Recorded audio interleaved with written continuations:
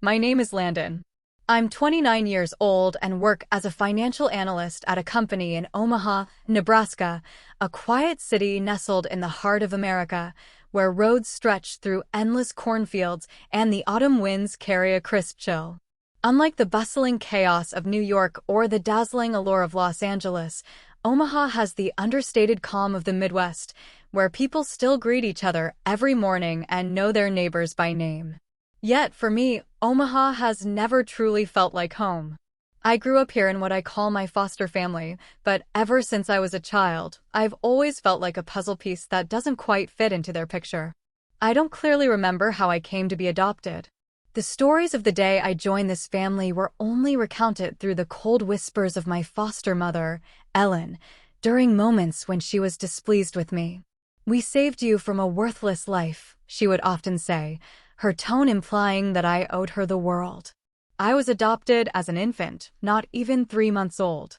My foster parents, Robert and Ellen, were well off, living in a spacious, 2-story house in the suburbs of Omaha, with a lush green lawn and a pristine white picket fence. They had 2 biological children, Eric, 2 years younger than me, and Hannah, 5 years my junior. On paper, I was part of this family, but in their hearts, I was merely a faint shadow. From a young age, I noticed I was different. It wasn't just that my dark brown hair or blue eyes didn't resemble anyone else's in the family, though that did make me wonder about my origins. The difference lay in how they treated me. During parent-teacher conferences at school, my foster mother would introduce Eric and Hannah as her son and daughter. But when it came to me, she'd simply say, "This is Landon." Nothing more, nothing less. The word son seemed too lavish to be used for me. I remember one time when I was about 7, standing in the corner of the room during a family Christmas party. Everyone was gathered, taking photos in front of a twinkling Christmas tree. But when I tried to join, Hannah pushed me away. "You don't need to be here," she said, her tone as if I were an uninvited guest. My foster mother just smiled, patted Hannah's head, and kept snapping photos. I stood there watching the flickering lights, feeling like the whole world was laughing and celebrating while I was left on the sidelines. All my efforts to be acknowledged were in vain. I excelled in school, always at the top of my class, bringing home report cards and certificates that covered the fridge. I helped my foster mother wash dishes, sweep the yard, even learned to fold clothes the way she liked. But all I got in return were cold nods or a curt, "Good." Once I overheard her talking to my foster father in the kitchen when they thought I was asleep. "He does it because he knows he has to. We gave him a home. He owes us." Those words cut like a knife into my tender heart. I wasn't their son. I was an obligation. But there was one person in this family who made me feel like I truly existed, my grandfather, Henry. He lived on a small farm a tower drive from Omaha, where cornfields stretched endlessly and the night sky sparkled with stars. Every summer, when school was out, I was sent to stay with him. Those were the only months I felt alive, truly loved. Grandpa never called me Landon in a dry, detached way. To him, I was kiddo or my dear boy. He taught me how to fix cars in his garage, thick with the smell of motor oil. He showed me how to grow tomatoes in his garden. And on quiet evenings, he'd sit on the porch strumming folk tunes on his old guitar while I sang along, even though my voice was far from impressive. Grandpa was the only one who truly saw me. When I was 12, I sat with him on the porch swing, watching a fiery red sunset on the horizon. I blurted out, "Grandpa, why don't Mom and Dad love me?" He stopped strumming, resting his hand on my shoulder. His eyes, etched with the wrinkles of time, looked at me for a long moment. "Landon," he said, his voice deep and warm, "you're the best thing that family doesn't know how to cherish. Don't let your kindness depend on how they treat you. You're worth so much more than that." Those words seared into my mind, a small flame flickering through my darkest days. I also remember another time when Grandpa took me out to the field behind his farm. As we sat watching the sunset, he suddenly asked, "Do you ever think about your real mother?" The question stunned me. I hadn't thought much about her. My foster mother always said my biological mother was irresponsible and that I shouldn't bother with her. But Grandpa's eyes, filled with mystery and concern, made my heart race. I don't know, I replied, my voice trembling. I don't think she wanted me. Grandpa took my hand, squeezing it tightly. Never think that, Landon. There are stories you don't know yet, but one day it'll all make sense. Those vague words planted a seed of curiosity in me, a sense that my life might hold a secret bigger than I could imagine. But the warmth of those summers with Grandpa couldn't erase the loneliness inside me. Each time I returned to Omaha, I faced the cold indifference of my foster family. Eric always saw me as a rival not worth his attention. He'd mock me in front of his friends, calling me the stray, when he thought no one could hear. Hannah was different. She wasn't openly cruel, but her eyes always held a distance, as if I were a stranger living under the same roof. I tried not to let it break me. I told myself that if I worked harder, studied better, behaved perfectly, one day they'd see me differently. But deep down, I knew that hope was as fragile as a thread. Every morning, I woke up in my small attic room, the only one in the house without a big window overlooking the front yard. Eric and Hannah had spacious rooms decorated with posters and toys, while mine had just a single bed, an old desk, and a flickering desk lamp. I didn't complain. I'd learned that complaining only made my foster mother frown and say, "You should be grateful you have a place to sleep." But every time I walked down the stairs, I felt like a guest in my own home. There's one memory I'll never forget. When I was 14, the family threw a birthday party for Hannah. The living room was filled with cake, balloons, and laughter. I'd spent a week making a leather bracelet for her, hoping she'd like it. I wrapped it carefully in a small box, tied it with a red ribbon, and placed it on the gift table. When Hannah opened it, she glanced at the bracelet, then set it aside to open more expensive gifts, a new iPod from our parents, a pair of shoes from Eric. My foster mother didn't even notice my gift. I stood in the corner feeling like my heart was being crushed. After the party, I found the bracelet in the trash, mixed with crumpled wrapping paper. I picked it up, cleaned it off, and tucked it away in my personal box. That was the last time I tried giving a gift to anyone in the family. Another painful memory came when I was 16. I decided to do something to make my foster father proud. Robert was a stern man, always busy with his real estate business. He rarely spoke to me, but I'd heard him brag to friends about fixing the family's old truck. I thought if I could do something similar, he'd see me differently. I snuck into the garage with the tools Grandpa had left me from a previous summer. Eric's old bike with a flat front tire sat in the corner. I spent hours oiling it, tightening bolts, trying to make it rideable again. When my foster father came home, I excitedly pulled him to the garage to show him, but he just glanced at it and said, "Don't touch Eric's stuff. It's not yours." I stood there frozen, feeling like the blood in my veins had stopped flowing. I wanted to explain that I was just trying to help, but the words stuck in my throat. I went back to my room, shut the door, and cried alone. My childhood passed like that, a mix of warm summers with Grandpa and cold winters in a grand but loveless house. I learned to hide my emotions, to smile even when my heart was breaking. I told myself that one day I'd find where I truly belonged. But back then, I didn't know that journey would lead me to a truth more painful than anything I'd ever experienced. As I turned 18, the opportunity to leave Omaha came like an escape hatch. I received a full scholarship to the University of Nebraska, Lincoln, just over an hour's drive from home. It wasn't a great distance, but to me, it felt like a doorway to a new world. On the day I packed my bags, my foster mother, Ellen, stood at my bedroom door, arms crossed, her eyes as cold as ever. "Take care of yourself," she said, her voice flat, like she was addressing a tenant. My foster father, Robert, merely nodded, his eyes glued to his newspaper. I dragged my suitcase out of the house, my heart heavy, but flickering with a spark of hope. Maybe by leaving I'd find where I truly belonged. University was a breath of fresh air.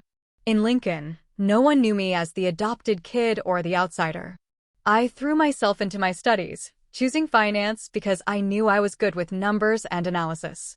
Late nights in the library, essays stretching dozens of pages, presentations in front of the class, they were all chances to prove my worth, not to my foster family, but to myself. I worked part-time at a coffee shop near campus, saving every penny so I wouldn't have to ask my foster parents for money. I wanted to stand on my own 2 feet, to show that I didn't need their validation to succeed. But no matter how hard I tried, the feeling of being adrift clung to me. Lying in my dorm bed at night, listening to my roommate snoring, I often thought about my family. I wondered if they ever thought of me, if they were ever proud of how far I'd come. I wrote handwritten letters home, sharing small victories like getting an A in macroeconomics or being chosen as a teaching assistant. But those letters only received brief email replies from my foster mother. "Good job, Landon. Keep it up." Nothing more, nothing less.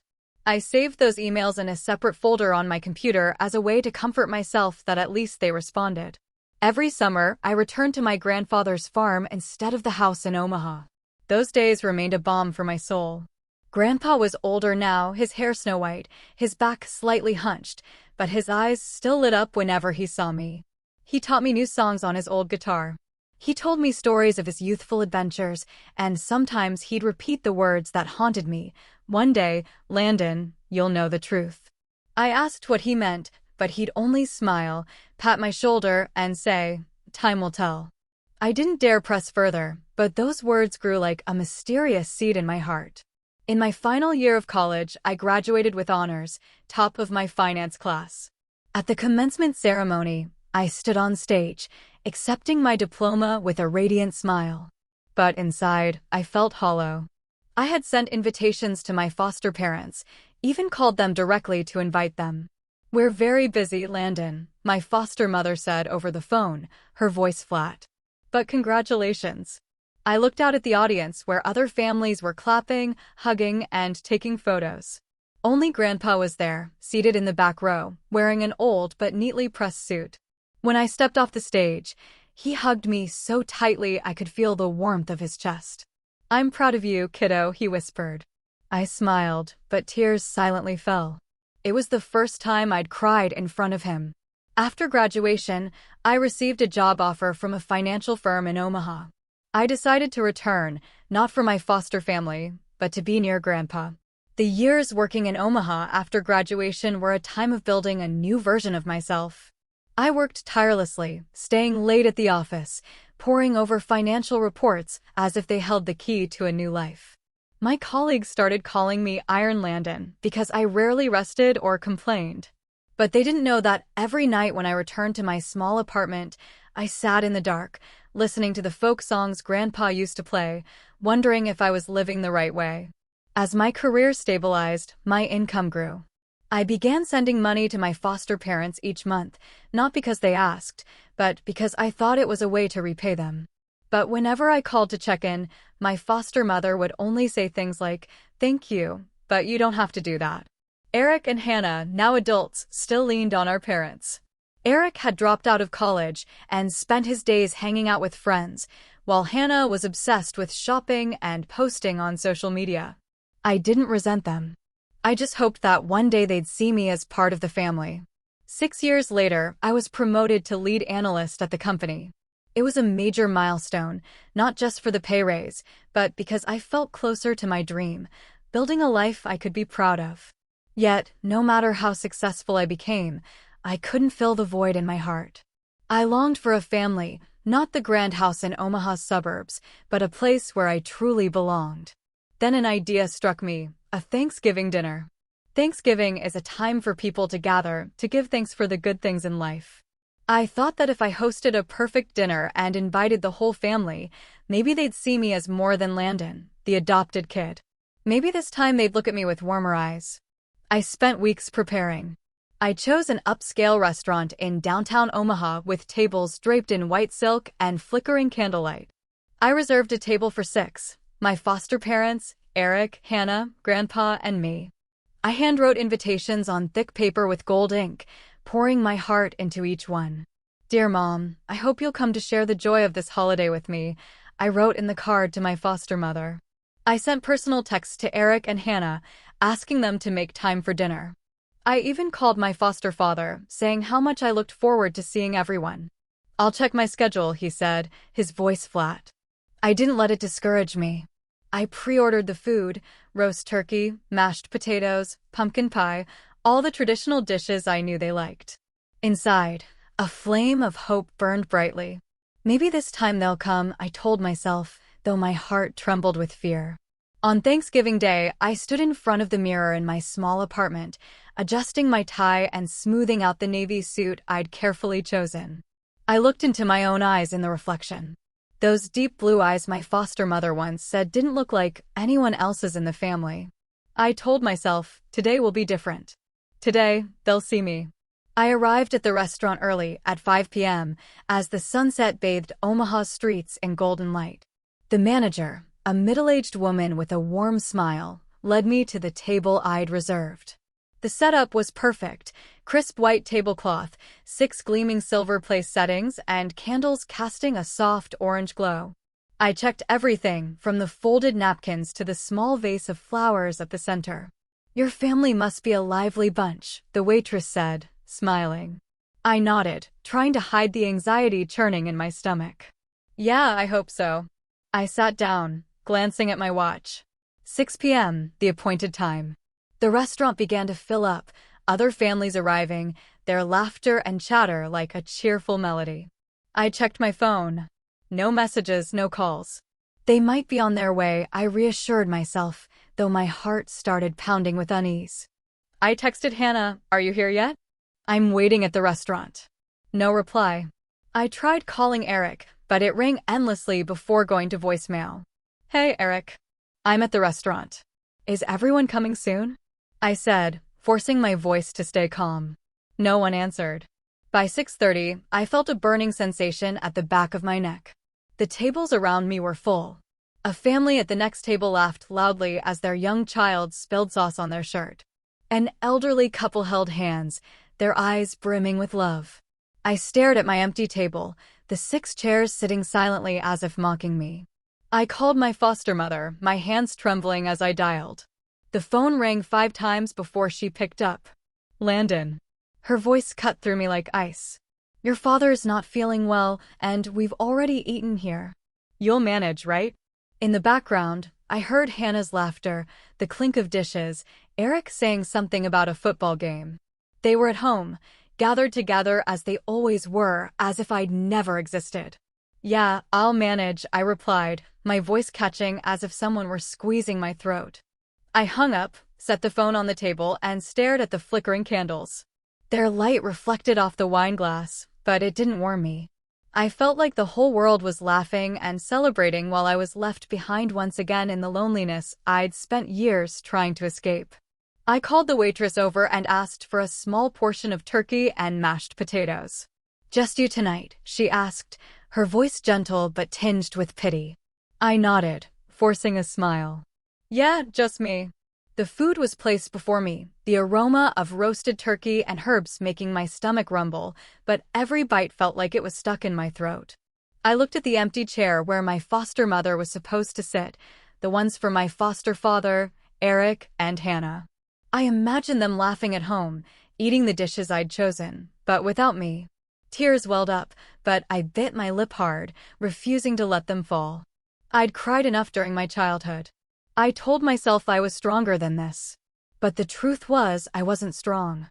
I was just a 29-year-old man sitting alone in a fancy restaurant, trying to cling to a dream that had shattered long ago. I wondered what I'd done wrong. I'd studied hard, worked tirelessly, sent them money, planned this dinner with all my heart. So why didn't they choose me? I stared at the plate of turkey, now cold, and felt like I was eating my own pain. The waitress passed by, her eyes full of sympathy. "You okay?" she asked. I nodded, but I knew I wasn't. I'd never been okay. I reached for my phone, intending to call Grandpa. He was the one person I knew would never abandon me. But before I could dial, the restaurant door opened. A gust of cold autumn air rushed in, carrying the scent of fall. I looked up and my heart seemed to stop. Grandpa walked in, wearing his old wool coat, his white hair glinting under the lights. He scanned the room, his eyes landing on me, and that familiar smile spread across his face. "Sorry I'm late, kiddo," he said, his voice warm as those summer evenings at the farm. He sat down across from me, placing his frail hands on the table and grasping mine. His hands trembled slightly, but their warmth pulled me back from the edge of an abyss. "Grandpa," I whispered, my voice breaking, "I thought you weren't coming either." He shook his head, his eyes filled with love, but also a trace of indescribable sadness. "I'd never leave you alone, Landon. Never." He squeezed my hand, and then his voice turned serious, as if he were about to say something more important than anything in my life. "Landon," he said, looking straight into my eyes, "have you ever wondered why I've always loved you more than anyone else?" His question hit me like a bolt of lightning striking my chest. I stared at him, speechless, feeling like time had stopped. The candles on the table still flickered, but the world around me seemed to shrink, leaving just me and Grandpa. I knew this question wasn't simple. It carried a secret, a truth he'd kept hidden for years. "Why, Grandpa?" I asked, my voice trembling. He took a deep breath as if summoning courage. He looked out the window where the streetlights glowed faintly in the night. "Landon," he began, his voice low and deliberate, "there are things I've wanted to tell you for a long time, but I waited for the right moment. And maybe that moment is now." He paused, his eyes returning to me, filled with determination. "You're not just my grandson. You're part of a story that both you and I have been caught up in." My heart pounded. I felt like I was standing before a door and Grandpa held the key. "What story, Grandpa?" I asked, my voice barely a whisper. He didn't answer right away.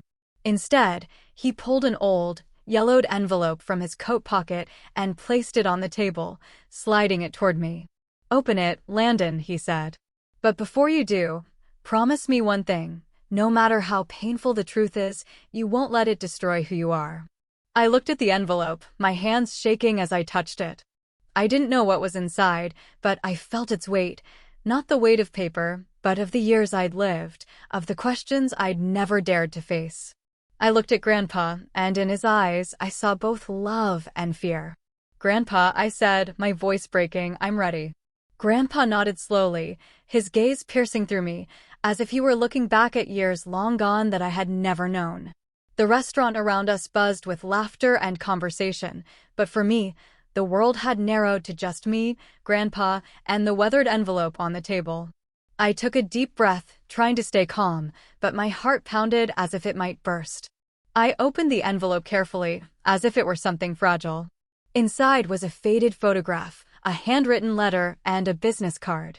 I picked up the photo first. It showed a young woman with blonde hair and blue eyes, identical to mine. She was smiling, but her smile carried an indescribable sadness. I looked at Grandpa, my brows furrowing. "Who is this, Grandpa?" He took a long breath, as if gathering the courage to tell a story he'd kept buried for too long.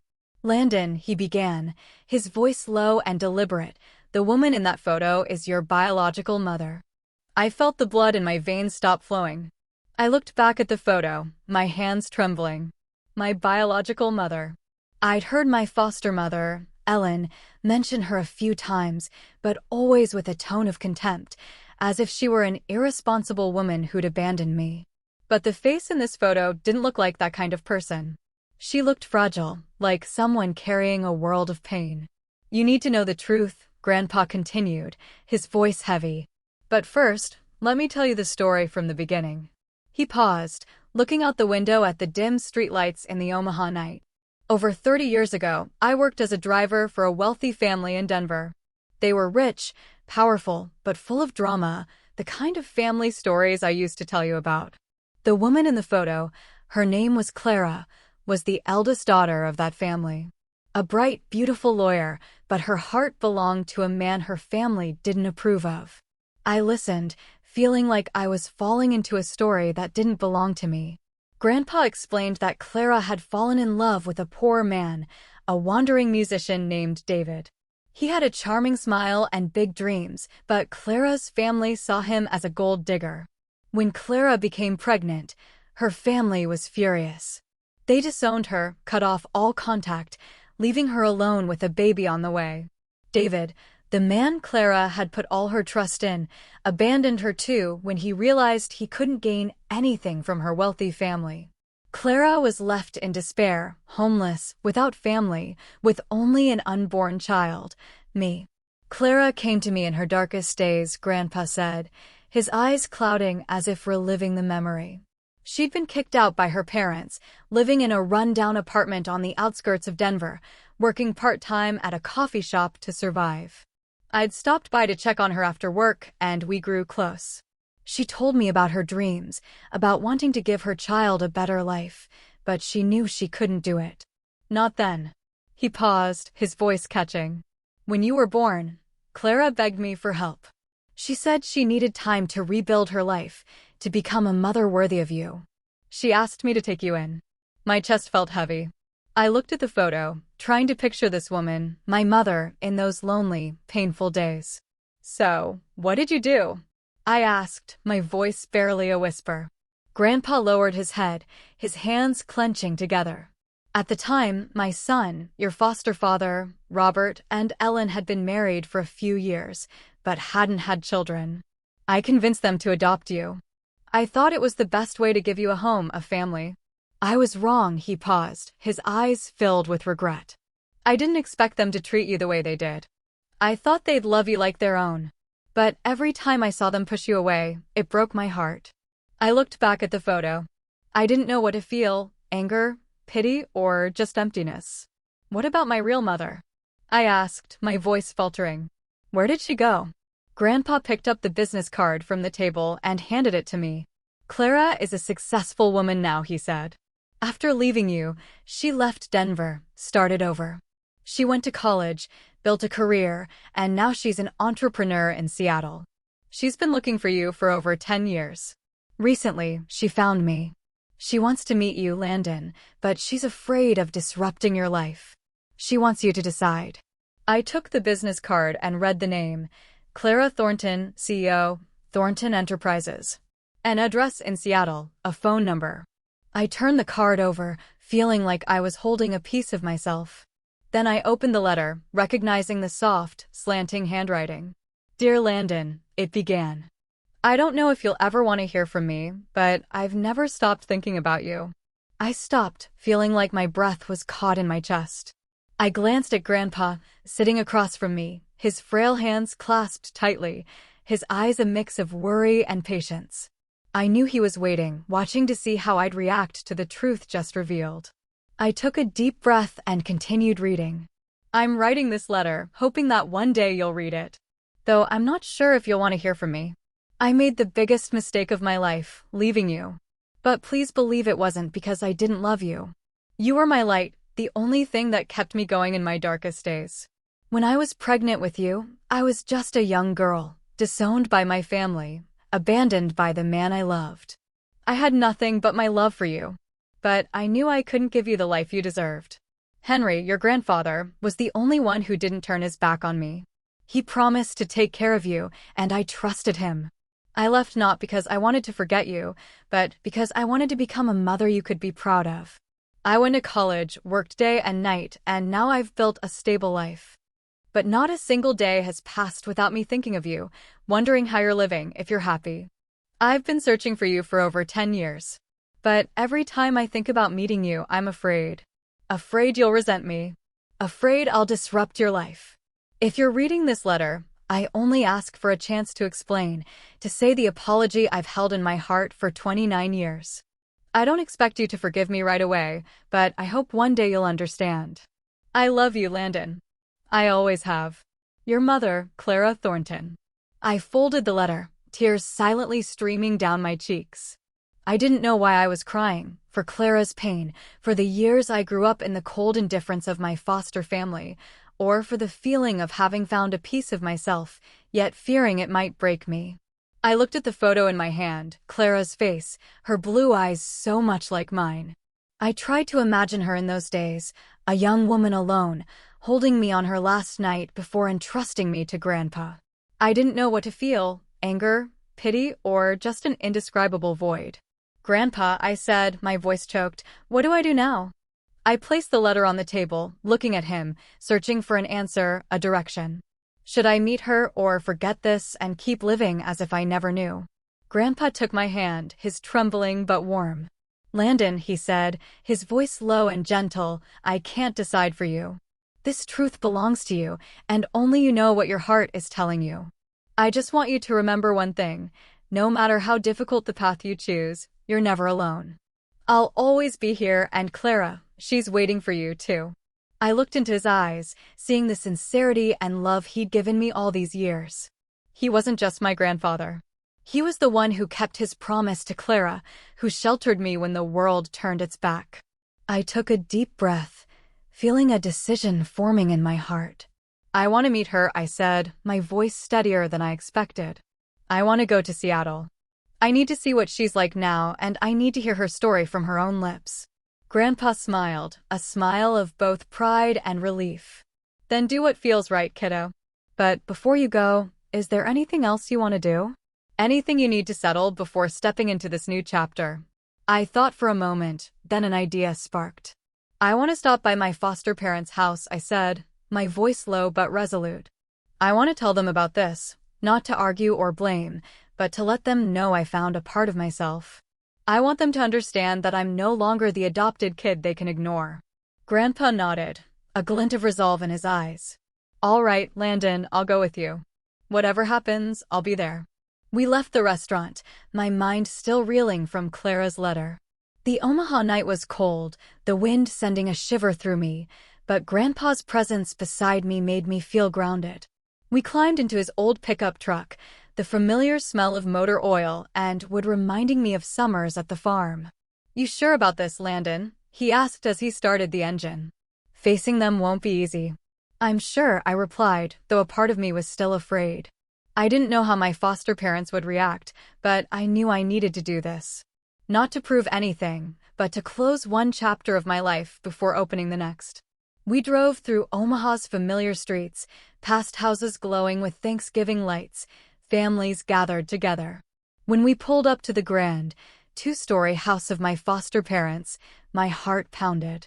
Lights spilled from the living room, and I heard Hannah's laughter, Eric's lively chatter. They were still celebrating as if my dinner had never existed. I stepped out of the truck, Grandpa by my side. I knocked on the door, and when my foster mother, Ellen, opened it, her eyes flickered with surprise before settling back into their familiar coldness. Landon, she said, her voice flat. What brings you here so late? I need to talk, I said, trying to keep my voice steady. To everyone. She hesitated but opened the door wider. I stepped inside, Grandpa following, and saw my foster father, Robert, in his armchair, Eric and Hannah eating pumpkin pie on the sofa. They looked at me, but no one stood to greet me. What's this about, Landon? Robert asked, his tone slightly irritated, as if I were an inconvenience. I took a deep breath, feeling Grandpa's hand rest lightly on my shoulder. I just learned the truth about my biological mother, I said, my voice firm but tinged with emotion. She's alive, and I'm going to Seattle to meet her. I just wanted you all to know because I've called you family for 29 years. Silence enveloped the room. Hannah stopped chewing, her eyes flickering with unease. Eric smirked as if about to make a snide remark, but Grandpa's stern look silenced him. Ellen crossed her arms, her gaze icy. Is that so? She said, her voice dripping with sarcasm. You think finding your real mother will change anything? You're still just the adopted kid, Landon. Don't get any illusions. Her words cut like a knife, but this time I didn't let them bring me down. I'm not delusional, I replied, meeting her eyes. I just want to live true to myself. Thank you for giving me a home, but I don't need anyone in this room to validate me anymore. Robert stood, about to say something, but Grandpa raised a hand to stop him. Enough, Robert, he said, his voice like thunder. You've had 29 years to treat this boy like a son, and you've failed. Now let him walk his own path. I turned and walked out of the house, feeling like I'd shed a heavy burden. Grandpa followed, and as we got back in the truck, he took my hand. You did good, kiddo, he said, his voice full of pride. Back at my apartment, I began preparing for the trip to Seattle. I held Clara's business card, typing her number into my phone, but my finger hesitated before pressing call. I wasn't ready to talk, not ready to hear the voice of the woman who gave birth to me. But I knew I needed to meet her, to look into her eyes and understand why she left me and whether she truly loved me as she wrote in her letter. I looked at Grandpa, sitting on my sofa, holding the coffee I'd made for him. "Will you come with me?" I asked. He smiled, that familiar smile I'd leaned on for years. "If you want me to, I'll go. But this is your journey, Landon. I'm just along for the ride." I nodded, a new fire burning in my heart. I would go to Seattle, face Clara, and find answers to the questions that had haunted me for 29 years. 2 days later, Grandpa and I were on an early flight to Seattle. He wore his old wool coat, gripping the armrest tightly as the plane took off. "I'm not much for flying," he muttered. But his smile remained warm. I looked out the window at the white clouds drifting below, wondering if Clara was thinking of me as much as I was thinking of her. I held her business card in my pocket, my fingers tracing the words Thornton Enterprises. I pictured Clara as a strong, successful woman, but in my mind, I still saw the young girl from the photo, the woman with sad eyes and a fragile smile. When the plane landed at Seattle-Tacoma Airport, my heart beat faster. Seattle greeted us with a light drizzle, tiny droplets rolling down the taxi's windows as we headed into the city. This place was a world away from Omaha, gleaming skyscrapers, bustling streets, and the faint aroma of coffee everywhere. Grandpa and I checked into a small hotel near downtown. After settling in, he took out his phone and dialed Clara's number. I sat on the edge of the bed, hands clenched, listening to every word. "Clara, it's me, Henry," he began, his voice calm. "I'm in Seattle with Landon. He wants to meet you." After a brief conversation, he hung up and turned to me. "Clara will meet us at a coffee shop in Pike Place Market. She's emotional, Landon, but she's also scared, just like you." I nodded, unable to speak. That afternoon, Grandpa and I walked into a cozy coffee shop tucked away in the lively Pike Place Market. The aroma of roasted coffee mingled with the salty scent of the nearby Elliott Bay. The shop had rustic brick walls, small wooden tables, and soft light from hanging lamps. I chose a table by the window where I could see the busy street, filled with people carrying umbrellas and shopping bags. Grandpa sat across from me, quietly watching. "You okay, kiddo?" he asked. "I don't know," I admitted, my hands twisting together, my legs bouncing nervously. "I don't know what to say, what to do. What if she's not what I expect?" Grandpa placed his hand over mine. "Just be yourself, Landon. That's all Clara wants." I nodded, but my heart still pounded. The clock read 2:55 p.m. I kept glancing at the door, jumping every time the bell jingled, hoping it was Clara. Then, at exactly 3 p.m., the door opened. A woman stepped in wearing a long navy coat, her blonde hair neatly tied back. She wore glasses, but I instantly recognized those deep blue eyes, the same eyes from the photo, identical to mine. She scanned the room, and when her gaze met mine, she froze. I saw her hand tremble slightly as she walked toward us. I stood, my legs unsteady. Grandpa stood too, offering a gentle smile. "Clara," he said warmly. "This is Landon." Clara looked at me, her eyes dropping to the small, teardrop-shaped birthmark on the back of my hand. A trembling smile spread across her lips. "Landon," she whispered, her voice breaking. You look more like me than I imagined." I didn't know what to say. All I could do was stand there, staring at the woman who gave birth to me. There were no floods of tears, no explosive words, just an awkward mix of emotion, as if we were both afraid to shatter the moment. Clara stepped forward, and before I could react, she pulled me into a hug. It wasn't a tight, overwhelming embrace, but a trembling one, as if she were holding something fragile.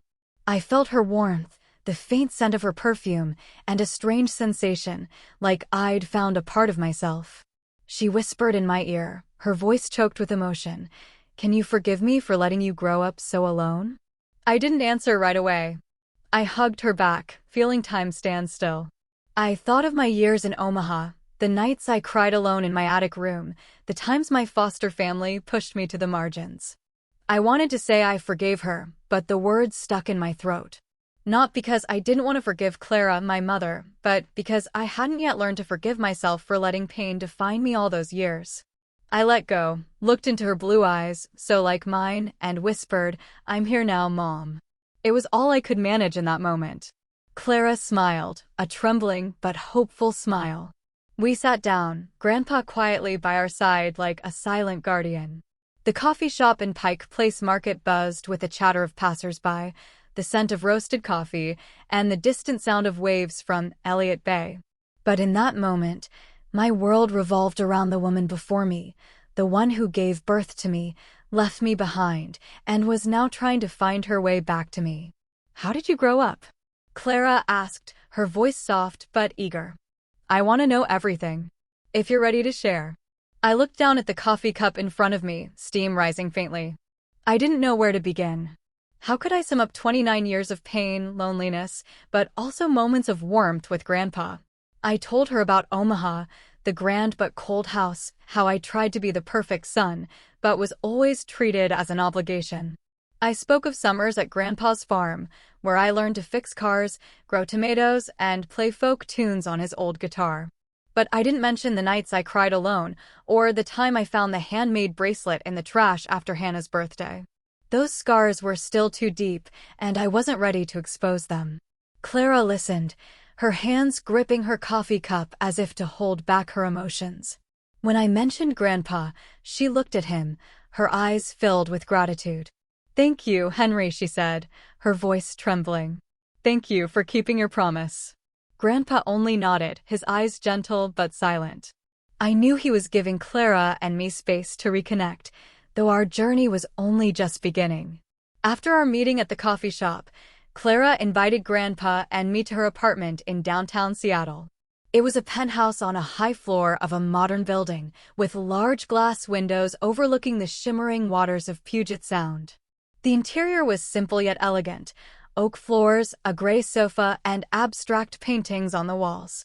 As I looked around, I couldn't help but compare it to the cramped attic room in Omaha where I grew up, with its flickering desk lamp and dreams that never came true. Clara led us to the living room and poured tea from a white porcelain pot. "Landon," she began cautiously, "I know I have no right to ask anything of you, but I want you to give me a chance to make things right.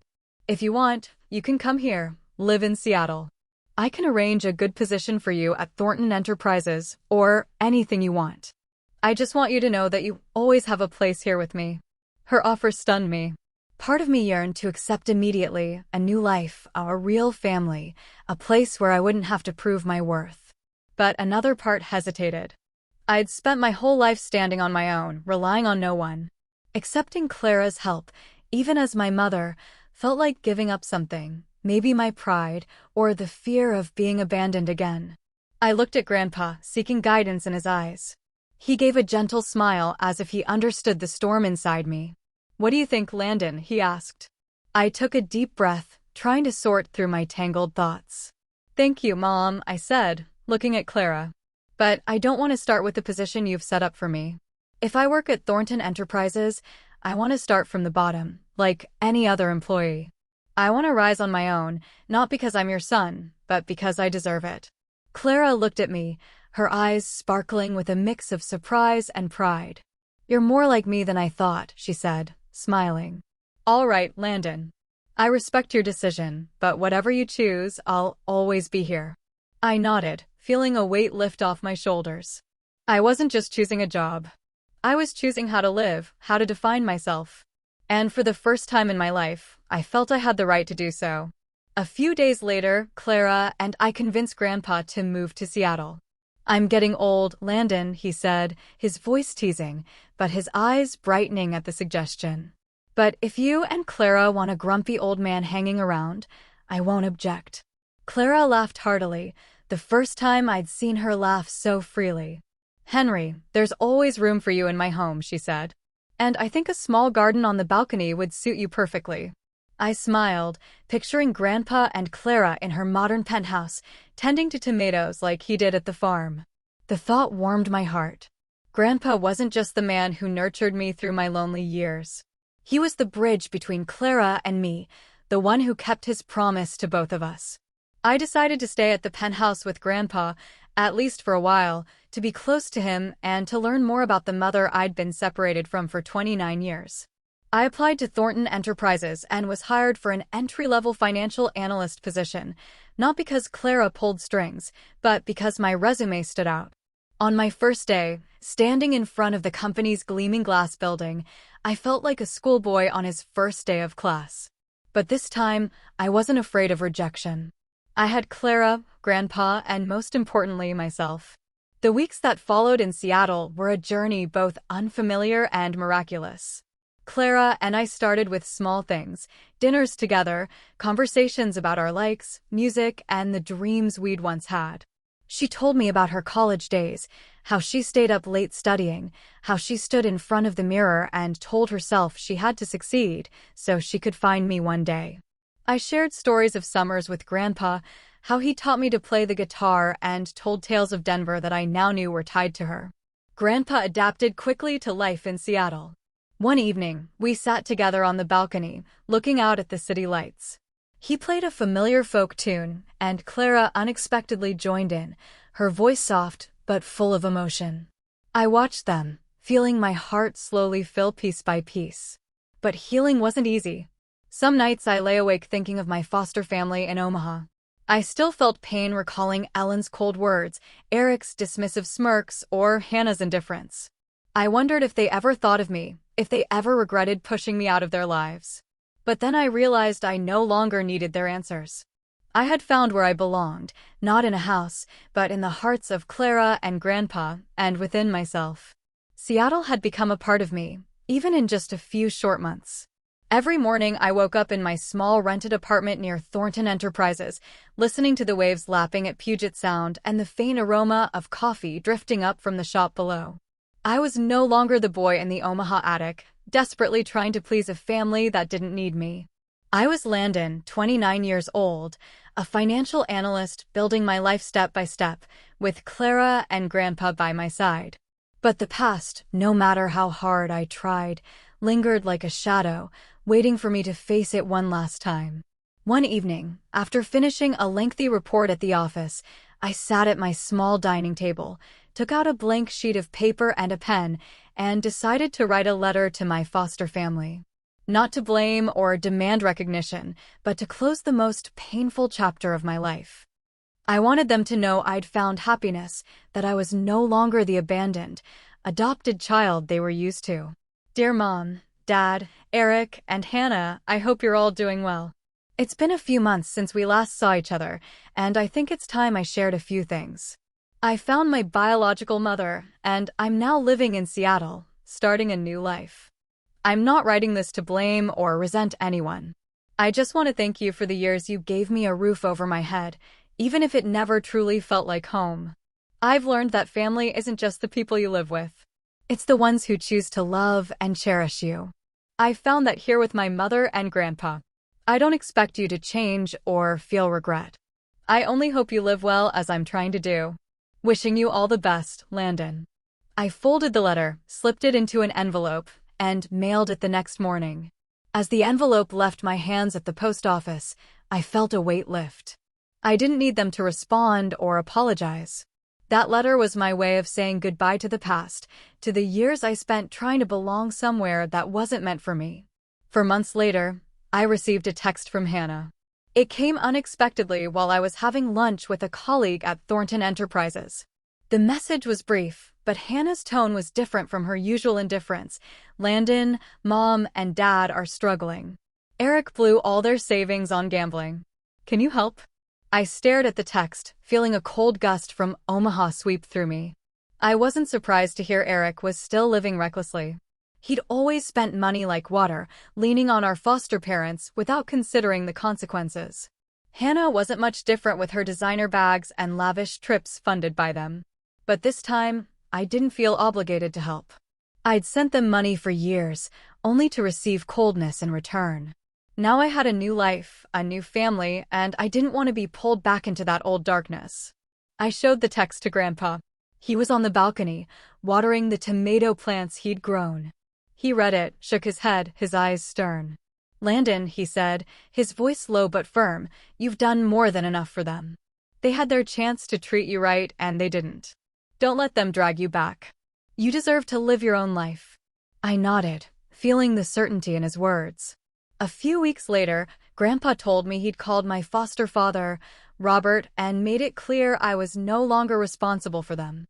I told them they have to face the consequences of what they've sown, he said, his eyes glinting with resolve.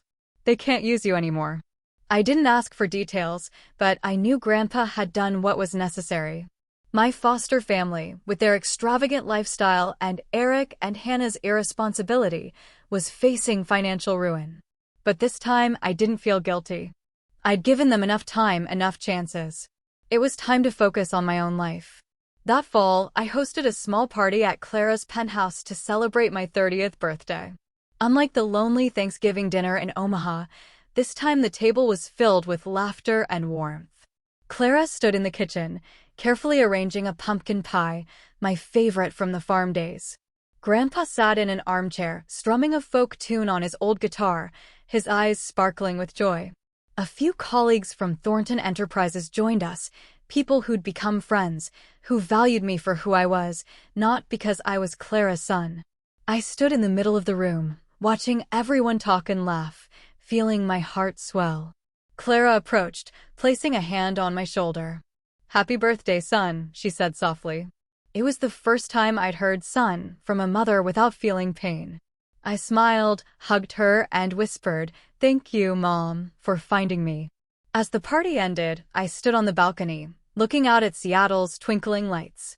Grandpa joined me, standing by my side. "How do you feel, kiddo?" he asked. "Free," I replied, my voice steady. "For the first time in my life, I know where I belong."